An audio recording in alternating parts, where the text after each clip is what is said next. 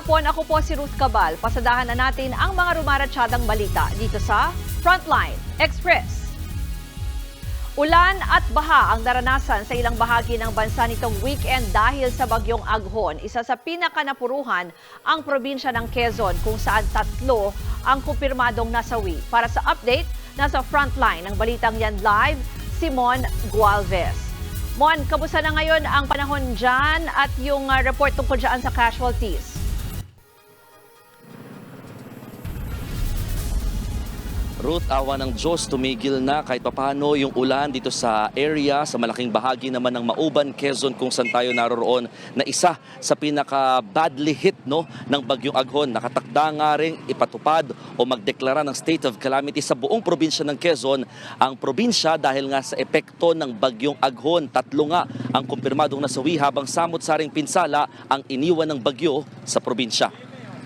Kanya-kanyang linis pa nga yung mga residente ng Barangay Luwal Barrio sa bayan ng Mauban ng abutan ng News 5 ngayong araw. Umabot daw kasi na ikalawang palapag ng mga bahayang tubig o mahigit 12 talampakang taas. Kaya ang mga residente, bukod sa pag-alis sa tubig at putik na pumasok sa kanilang mga bahay, pinipilit pang maayos yung ilang gamit na mga pakinabangan pa. Paliwanag ng mga otoridad, nagsabay daw yung pagtaas ng ilog mula sa mga tubig sa bundok, maging ang ilang insidente ng storm surge at high tide ng dagat kaya nagkaroon naman ng flash flood o mabilis na pagtaas ng tubig. Aminadong lokal na pamahalaan na bulaga sila sa naging epekto ng bagyo. Bagamat nakahanda naman daw sila sa pagharap sa kalamidad, hindi raw nila inasahan yung lakas ng bagyong Aghon. Halos kalahating araw din daw na isolate ang bayan dahil sa mga landslide na humambalang sa mga kalsada, papasok at palabas ng Mauban. Ilang poste nga rin ang nagtumbahan. Sa ngayon, 3 na ang inisyal na bilang ng mga nasawi dulot ng bagyo. Yan ay ang 7 buwang sanggol na nalunod mula sa bayan ng Pagbilao at mga nabagsakan naman ng puno sa Lucena at bayan ng San Antonio.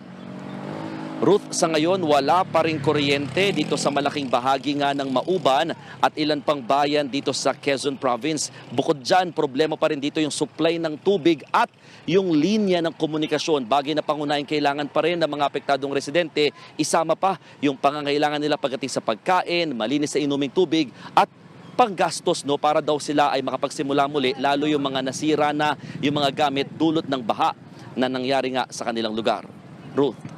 Mon, nakita ko nga dyan na medyo maayos na kahit papano cloudy yung panahon dyan. Pero may mga naiwan pa ba na mga evacuees? May binanggit ka rin kasi na may mga nasirang bahay .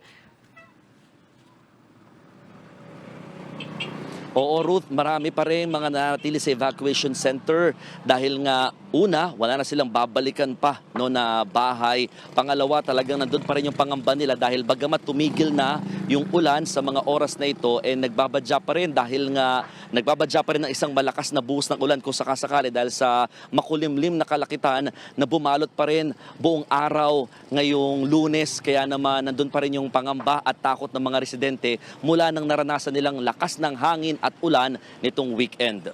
Ruth. Maraming salamat, Bon Gualvez. Tiniyak naman ni Pangulong Bongbong Marcos ang tulong para sa mga nasalanta ng bagyong Aghon. Ayon sa Pangulo, nakapagpamahagi na ng 1.2 million peso na assistance sa mga apektado ng bagyo. May mahigit 3 bilyong pisong standby fund pa at preposition goods para sa karagdagang tulong sa mga biktima ng bagyo. Ito naman ang update sa bagyong Aghon ayon sa Pag-asa. Napanatili ang lakas ng bagyo habang kumikilos sa Philippine Sea. Huling namataan ng sentro nito 100 kilometro mula sa silangan, timog silangan ng Kasiguran, Aurora. Taglay nito ang lakas ng hangin na 140 kilometers per hour at bugso na 170 kilometers per hour. Patuloy itong kumikilos pahilag at kadluran sa bilis na 10 kilometers per hour. Nasa ilalim pa rin ng Storm Signal number 2 ang timog silangang bahagi ng probinsya ng Isabela at hilagang bahagi ng Aurora. Nasa Signal number 1 naman ang ibang bahagi ng Isabela. Gayon din ang silangang bahagi ng Quirino, silangang bahagi ng Nueva Vizcaya at ilan pang bahagi ng Aurora. Signal number 1 din sa hilagang bahagi ng Quezon Province at hilagang kanlurang bahagi ng Camarines Norte. Posibleng lumabas ng Philippine Area of Responsibility ang bagyo sa Miyerkules. Sa puntong ito naman po ay kamustahin natin kung gaano ba kalaki ang pinsalang iniwan ng bagyong Aghon. Para sa detalye, makakausap natin ang tagapagsalita ng National Disaster Risk Reduction and Management Council o NDRRMC na si Director Edgar Posadas. Magandang hapon po sa inyo, Director. Magandang hapon, Ma'am Ruth, at magandang hapon po sa lahat ng nakikinig sa inyong programa. Thank you for having us. Pakibigyan po kami ng update, Director, kasi katulad nito, yung reporter po namin nasa Quezon ang sinasabi may 3 confirmed na casualties po doon. Ma'am, meron lang po tayong na-receive. Rin po natin yung information na yan, but I just have to explain a little bit. No? Yung may proseso po kasi dyan ng Office of Civil Defense saka ang NDRRMC. Idinadaan po natin yan to the management of the dead and the missing cluster, and which is headed po by the DILG. So any attribution po to any casualty to a particular disaster, kinukumpirma po natin yan, ma'am. In fact, meron na po tayong for confirm, ibig sabihin validation, ma'am, kung talagang secondary ba siya to Aghon, no? Isang bata sa Calamba, isa po sa Region 10, no? Isang adult male, at 3 nga po sa Quezon. But again, ma'am, these are still for validation and attribution kung talagang these are related to Aghon. Yung binanggit niyo po, Director, so if ever, 5 po itong casualties or patay na vina-validate nyo, yung mga iba po pong affected, like evacuees, tsaka po kung meron na po kayo ng initial damage na amount? Ma'am, sa ngayon, since kakatapos lang po, no, yung initial damage, yung costing po is still being verified kasi nagkakatak pa lang po ng with the damage assessment yung ating mga kaibigan on the ground, both sa OCD at saka yung lokal na pamahalaan. But we have some data here, ma'am, if I could just share it. Ano? So as of 11 a.m. kanina, ma'am, we already have 8,465 families affected, or 19,370 persons in 158 barangays. Out of which 657 families or 2,100 plus persons are currently in 81 evacuation centers. But there are also families, ma'am, 821 families ito, living outside evacuation centers. We have from 4 yesterday, naging 7 ngayon yung injured persons natin, ma'am. We have also 2 roads and 1 bridge na not passable. 6 cities and municipalities na naka-experience po ng power interruption. 2 cities and municipalities na nagkaroon ng problema po sa communication line nila. We also have 3 airports, ma'am, during the height of Aghon na hindi po operational, resulting to 7 flights canceled. No? We also have 29,000 non-operational seaports with 3,852 passengers, ma'am, stranded. No? But sa ngayon, ma'am Bruce, we were informed yesterday that all ports in Region 8 in Eastern Visayas and in the Bicol region, lahat po sila ay operational na. And kanina pong umaga, we were informed by OCD4A na sa Calabarzon naman, ma'am, since kakaalis lang ng bagyo doon, initially yung Batangas port lang muna, but eventually siguro mag-o-open din lahat ng mga ports na yan, ma'am. And we also have 22 damaged houses reported, but again, posible pong tumaas ito as the reports come.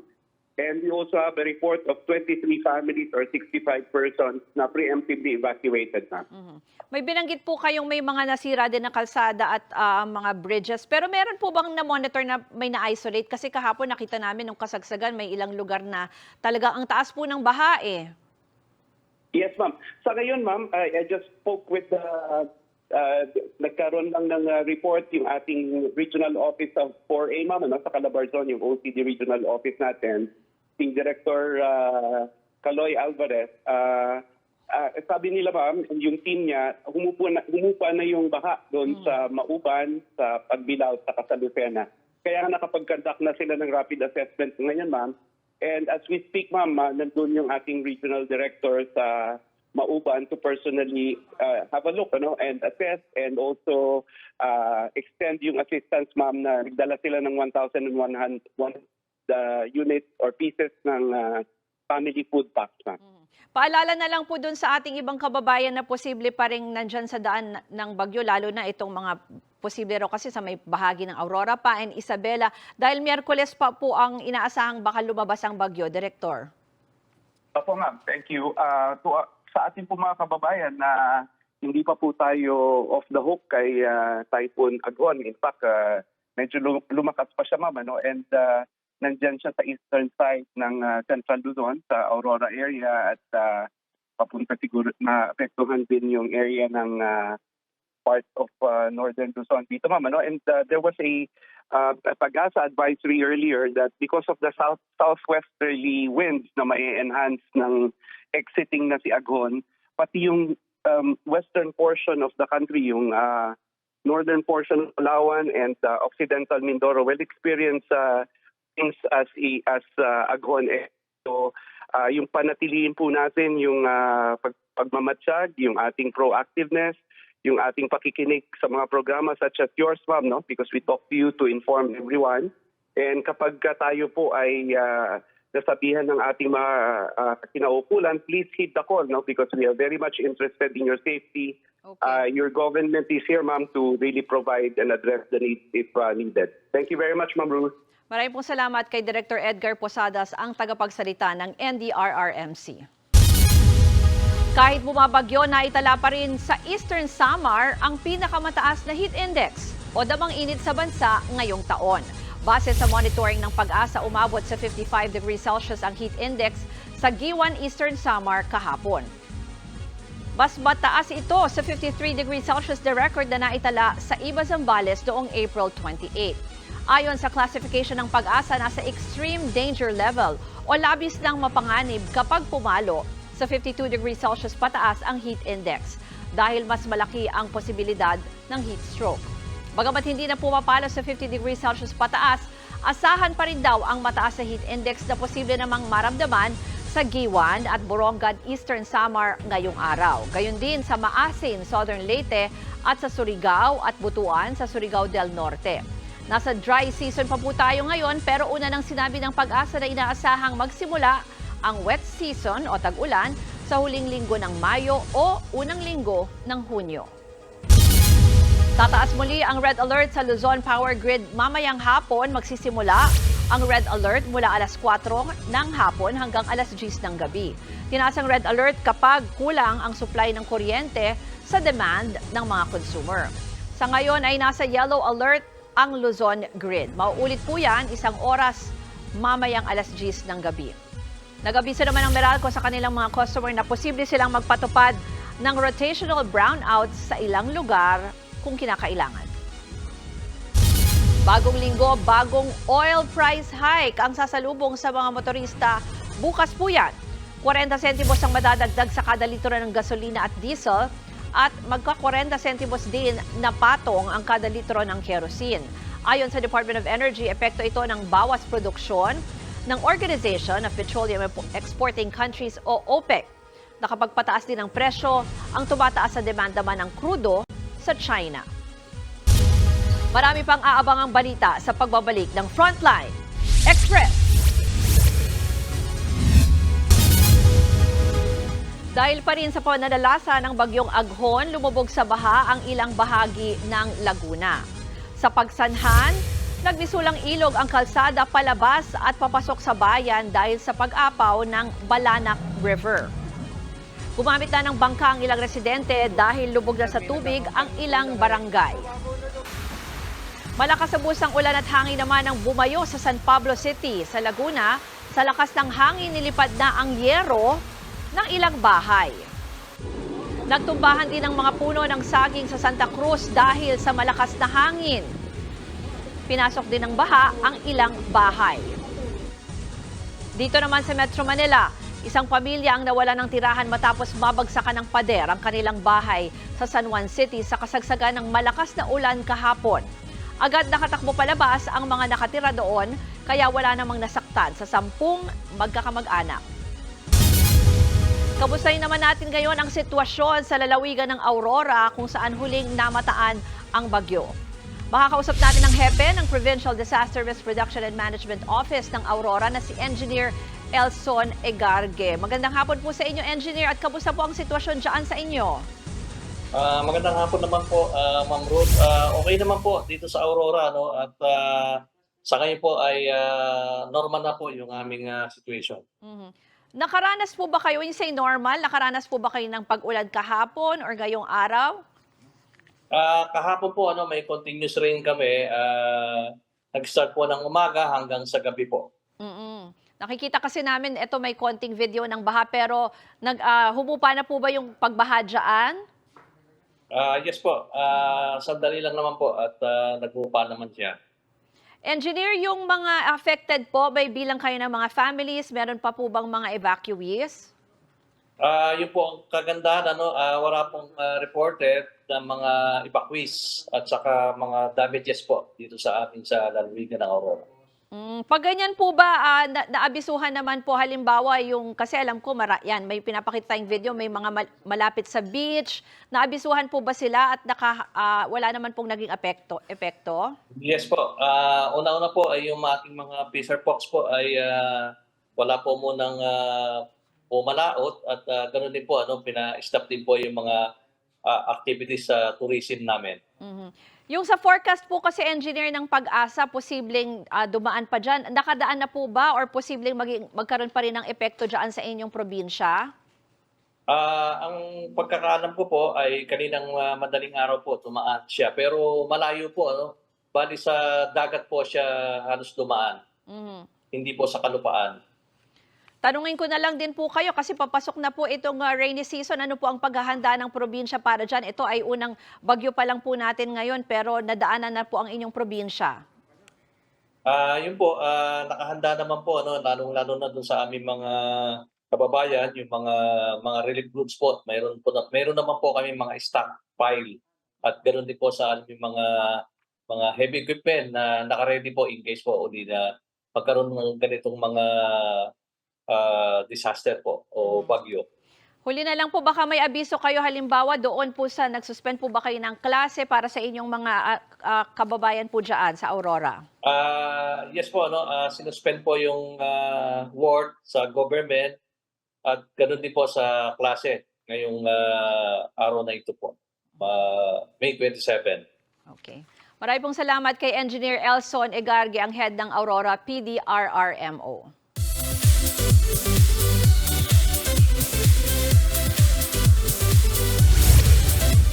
Big winner ang horror film na Malyari sa 2024 FAMAS Awards. Kabilang sa 6 na awards ng pelikula, ang Best Picture at Best Screenplay. Wagi rin bilang Best Actor ang cast member nito na si Piolo Pascual, maging si Alfred Vargas para naman sa kanyang performance sa Pieta.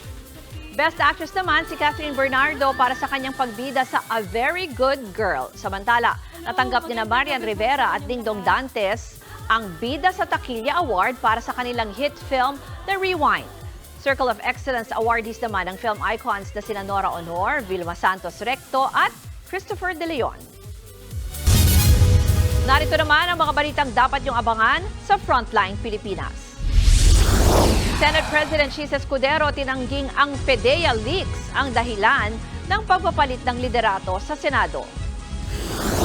Alamin ang live na sitwasyon sa mga lugar na hinagupit ng bagyong Aghon at ang latest sa galaw ng bagyo. At sa Frontline News Abroad, mahigit 2,000 natabunan ng buhay ng landslide sa Papua New Guinea. Yan ang mabilis sa pasada ng mga balitang dapat niyong malaman. Ako po si Ruth Cabal. Magandang hapon.